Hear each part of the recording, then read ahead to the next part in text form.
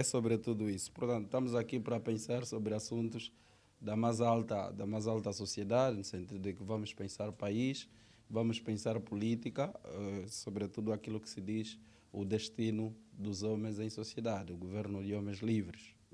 De homens livres. Portanto, Sr. Moderador, gostava que formulasse a questão para, de facto, descortinarmos as teses e antíteses que vão ser aqui apresentadas. O Nice Zulu defende a ideia ou diz que não acredito que uma terceira força política em Angola seja a solução para a democracia. Tá. Eu defendo o contrário. Eu penso que há sim necessidade da existência de novas forças políticas, sobretudo partindo da ideia mesmo do que é democracia, né? Sabe, democracia é o governo do povo. E sendo o povo, há muita gente com visões de sociedades muito próprias, muito específicas, e a própria lei é clara de que aquelas pessoas que tiverem que partilhar da mesma ideia, da mesma visão comum, podem de facto agregar-se para definir um projeto de sociedade para o país e, em função disso, se fazerem anotar e lutarem para a realização desse ideal no alcance de uma sociedade mais livre e mais aberta. Portanto, isso é um plano muito teorético, é muito teórico, mas no plano prático, indo para a realidade política angolana, eu penso que se justifica. Por quê? Porque se olharmos para a nossa política, está muito banalizada. Há quem até pode olhar e fica com a impressão de que o presidente da UNITA é do MPLA, o presidente do MPLA é da... Portanto, gera-se essas dúvidas por causa do comportamento dos nossos políticos. Portanto, e prova disso é só vermos as tendências, né? Você tem um político como o Abel Chivukvuk, que às tantas está numa frente patriótica unida, depois muda de postura, vai para o Conselho da República.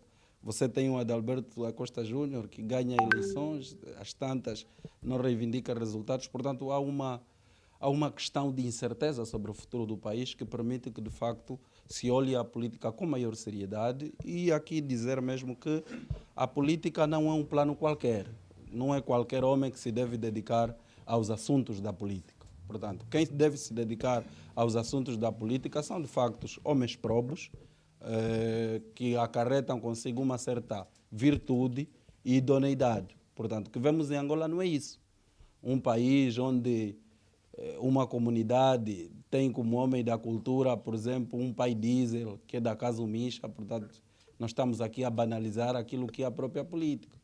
Portanto, você tem um contexto em que alguém que bate o pai, às tantas diz que também vai abrir um partido político, como estamos a ver aí com o Igita Filho, quer dizer, a pessoa não consegue perceber até que ponto em Angola se compreende de facto o que é a política. Mas dizer que a política é coisa séria.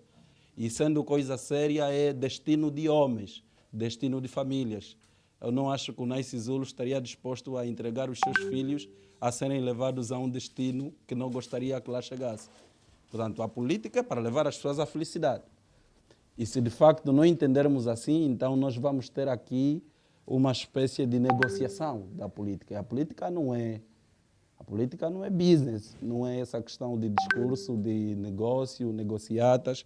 A política é, na verdade, uma atividade nobre e tem uma mística, que é governar as pessoas para a prosperidade. E em Angola não temos isso. Por quê? Porque você tem uma elite política que não consegue andar com os vidros do carro abertos. Portanto, isso gera dúvidas, gera incertezas. Quem são os nossos políticos? O que temos, afinal? Portanto, é sobre isso que eu entendo que devemos ressuscitar a Pepetela em geração de utopias, buscarmos aqueles jovens que de facto sonham e vão se batendo por uma Angola nova, aqueles jovens que se bateram no ativismo por causas novas, novas visões, e não estarmos aqui de facto a levantar teses muito injustificáveis. Esse é o meu ponto prévio. Eu gostava que o NICE rebatesse para poder depois avançar com novas teses. Boa noite mais uma